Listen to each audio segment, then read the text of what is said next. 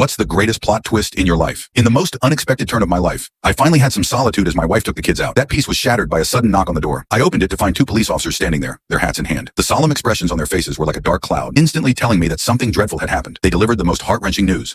My wife's van had crashed into a semi-truck, and the impact led to a violent explosion. There were 4 people in the van, my wife and our 3 children.